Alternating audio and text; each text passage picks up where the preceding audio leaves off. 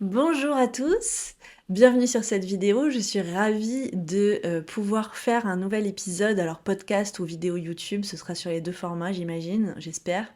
Ça fait un moment maintenant que je voulais vraiment faire cet épisode au sujet de la gratitude, de l'importance qu'elle a dans nos vies en fait, et surtout de l'importance de la travailler, parce que c'est pas forcément quelque chose d'inné, c'est d'ailleurs quelque chose qu'on perd énormément, j'ai l'impression. Et, euh, et parfois, on trouve un peu, je pense, le terme. C'est difficile de savoir exactement de quoi ça traite, quelle en est l'importance. Et c'est un mot comme ça un peu nébuleux. Et vraiment, moi, ces derniers temps, j'en ai pris beaucoup conscience, en grande partie grâce à ma mère d'ailleurs, avec qui j'ai passé beaucoup de temps ces derniers temps.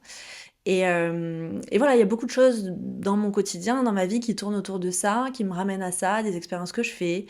Et voilà, je me suis dit, enfin, j'ai vraiment ouvert les yeux beaucoup ces derniers temps là-dessus et beaucoup avancé, je crois, et j'avais envie de le partager en espérant que peut-être ça puisse en aider certains.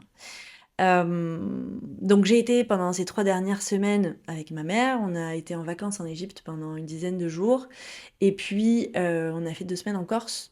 Enfin, elle vit là-bas, mais moi je l'ai rejoint pour l'aider à faire des travaux dans son nouvel appartement qu'elle vient d'acquérir. Et vraiment, d'être avec elle, ça m'a vraiment rappelé très très fort l'importance autour de la gratitude. Même si, bah voilà, c'était quelque chose dont j'avais déjà conscience et j'ai déjà lu énormément autour de ce sujet-là, mais je trouve que parfois, entre lire et intégrer, il y a quand même un gap. Et parfois, on a tendance à lire beaucoup de choses sur la gratitude et dire oui, oui, oui, ok, d'accord, très bien, le moment présent, la gratitude, la reconnaissance, ok. Mais d'avoir du mal à l'appliquer, d'avoir du mal à se rendre compte de l'importance que ça peut avoir. Et là, vraiment, bah, je pense que ces derniers temps, voilà, comme je l'ai dit, j'ai beaucoup de choses qui tournent autour de ça. Et j'ai eu pas mal d'intégration et de prise de conscience. Et j'ai quand même vraiment réussi, j'ai l'impression, à beaucoup plus l'expérimenter dans mon quotidien. En fait, le fait d'être avec ma mère, je crois que ça m'a vraiment fait prendre conscience à quel point la gratitude se perd, si jamais on a déjà été reconnaissant ou fait preuve de gratitude, ça peut se perdre facilement. Et, euh, et à quel point on manque de gratitude, mais vraiment la plupart des gens manquent énormément de gratitude et de reconnaissance et de conscience de ce qu'ils ont, puisqu'en fait pour moi c'est ça la reconnaissance et la gratitude, c'est vraiment la conscience de ce qu'on a et de à quel point ça nous suffit et ça nous rend heureux. Et du coup, je pense que ce manque de gratitude, c'est aussi en fait à la base de la plupart de nos mécontentements en fait. Et que vraiment, on peut genre passer sa vie à passer de mécontentement en mécontentement et de vouloir toujours quelque chose de différent de ce qu'on a, sans vraiment d'ailleurs se poser forcément pour savoir ce qu'on veut et qu'est-ce qui nous rendrait heureux en fait. Parce que c'est aussi ça la base de la gratitude, c'est quand je dis avoir conscience de ce qu'on a et de à quel point ça nous rend heureux, bah il faut savoir ce qu'on veut et ce qui peut nous rendre heureux. Et souvent, ça ne se situe pas dans les choses les plus complexes et les plus chères. Spoiler alerte. Donc je pense que plutôt qu'en fait, euh, imaginer que notre bien-être, notre gratitude, notre reconnaissance va venir d'un facteur extérieur et d'être tout le temps en train de se dire ah mais je veux un nouveau travail, ah mais ça ira mieux quand j'aurai une plus grosse maison, ah mais ça ira mieux quand j'aurai un mec ou des trucs comme ça, et ben en fait prendre conscience que la clé de de tous les mécontentements se situe dans la gratitude. C'est-à-dire que dans la gratitude de savoir que ce que j'ai c'est déjà énorme. Et donc vraiment, pour moi, il vaut mieux prendre le temps qu'on dépense à vouloir chercher what 1000 possibilités pour, en tout cas qui se situent à l'extérieur, what 1000 possibilités qui se situent à l'extérieur pour améliorer notre vie et pour être plus reconnaissant, et ben au lieu d'utiliser ce temps à ça, plutôt l'utiliser à travailler sur son sentiment de gratitude, puisque je suis convaincue que c'est un sentiment qui se travaille, qui s'améliore et qu'on peut faire en sorte de le ressentir de plus en plus chaque jour. Parce que pour moi, tout simplement, c'est ça qui réglera réellement le mécontentement en fait. C'est, je pense, la seule solution. Savoir se satisfaire, avoir conscience de ce qu'on a, de la beauté de ce qu'on a. Sinon, en fait, on peut tout simplement être genre, ah, j'en ai marre d'être célibataire, je voudrais être en couple, je voudrais avoir un mec, je voudrais avoir de l'amour. Et puis après, une fois qu'on a un mec, c'est, ah, j'en peux plus de mon mec, ah, il m'aime pas assez, ah, il m'aime pas correctement, ah, il fout rien, ah, machin. Ou alors, ah, mon Dieu, j'en ai marre de ce job sous-valorisé, on me prend pour une esclave.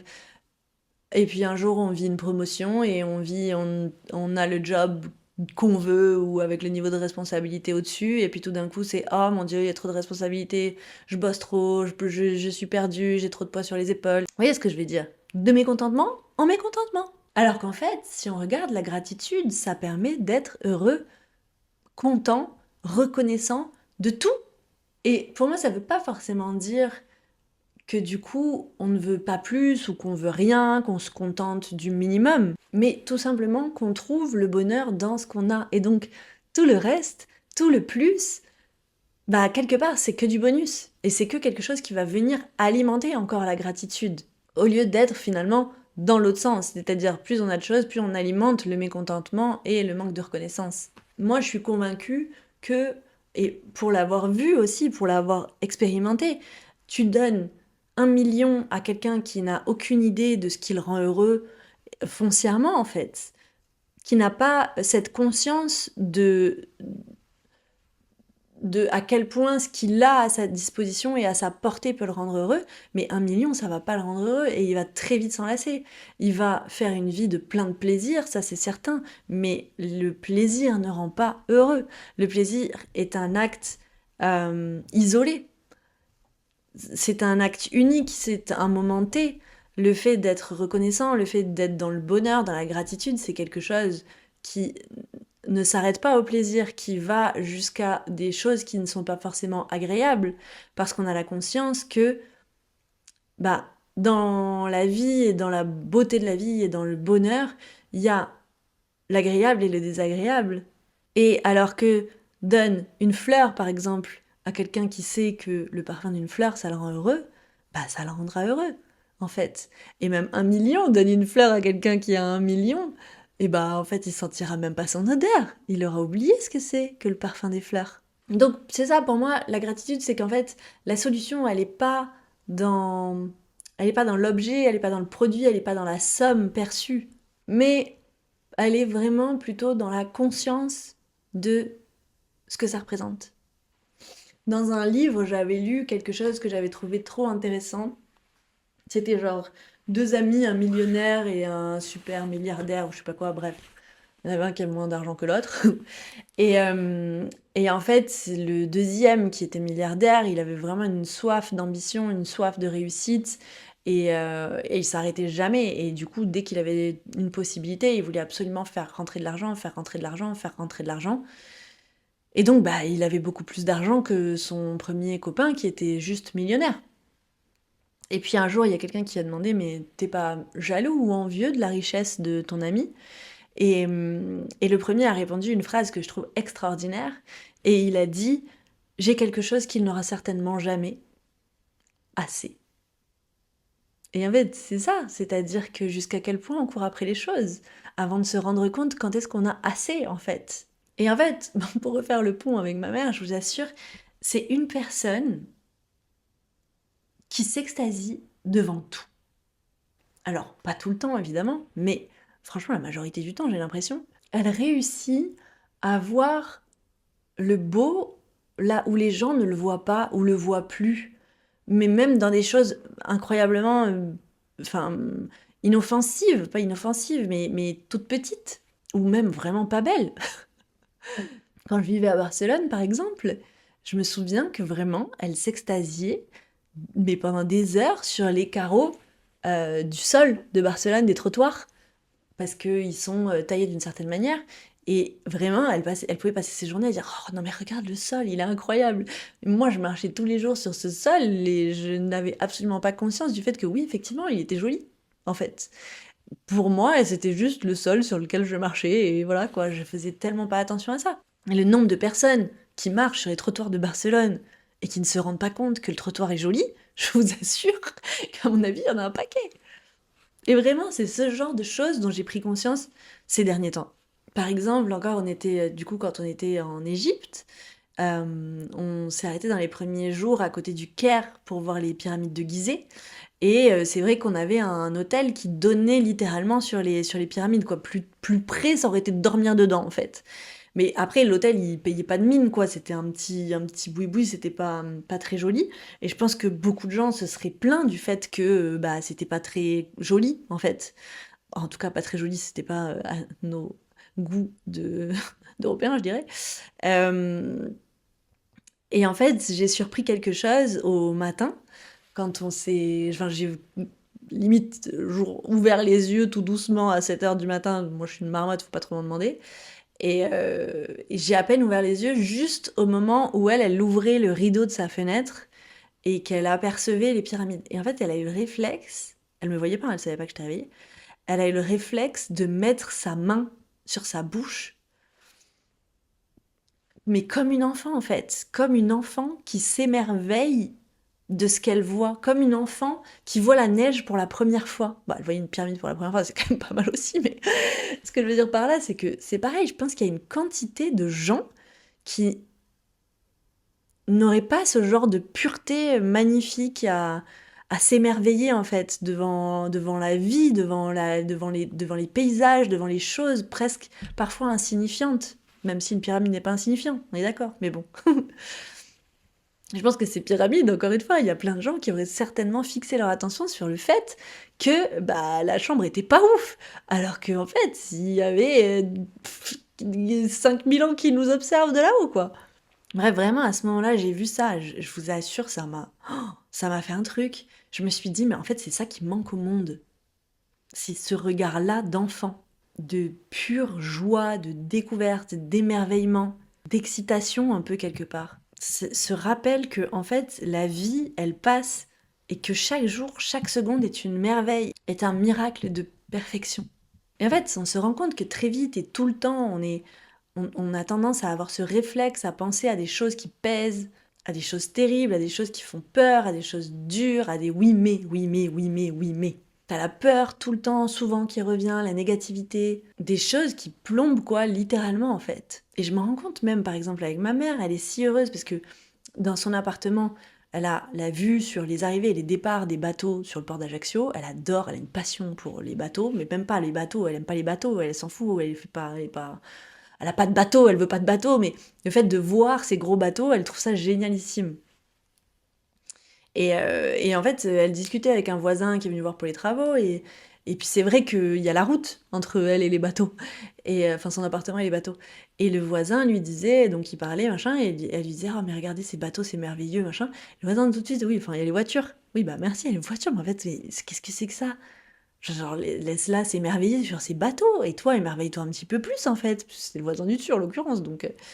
Et en fait, c'est ça le truc, c'est qu'elle, elle s'en fout des voitures. Elle voit les bateaux. Mais je trouve ça merveilleux. Et 10 fois par jour, j'entendais des «Oh, oh le bateau!» Mais sans même que... Enfin, je veux dire, elle savait pas que j'écoutais, elle savait pas que j'entendais. Elle est dans son truc de se rendre compte de ce qui la rend heureuse, de choses si insignifiantes qui la rendent heureuse. Donc je pense que c'est vraiment un travail constant et important de garder son attention vers cet émerveillement, vers ce positif, vraiment se reconnecter aux choses qu'on trouve belles, en fait, aussi simples et insignifiantes et toutes petites qu'elles soient, en fait. Que ce soit un rayon de soleil sur son visage, que ce soit une gorgée de café le matin, enfin tout ce qui peut plaire à n'importe qui, et souvent c'est dans les plus petites choses que ça se situe, les choses les plus simples, enfin c'est pas une légende, en vrai de vrai, quand il t'arrive les pires misères du monde, tu t'en fous de tout en fait. Tout ce que tu veux, c'est des proches, des gens qui t'aiment, qui soient là pour te donner de l'amour, pour voir dans les yeux un semblant de sécurité, et pour te sentir à l'abri, et pour te sentir protégé, et pour savoir que tu es dans une bulle où en fait il peut rien se passer.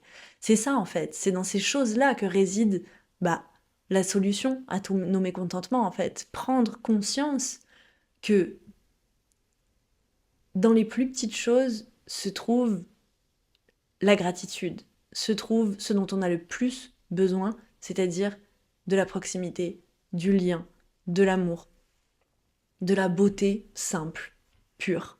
Et ça veut pas dire qu'on s'arrête à ça, mais ça veut dire que tout le reste n'est pas censé, n'a aucun impact en fait. Tout le reste n'est que du bonus. Tout le reste n'est que du plus, que de la reconnaissance. Et en fait, c'est vraiment un cercle vertueux.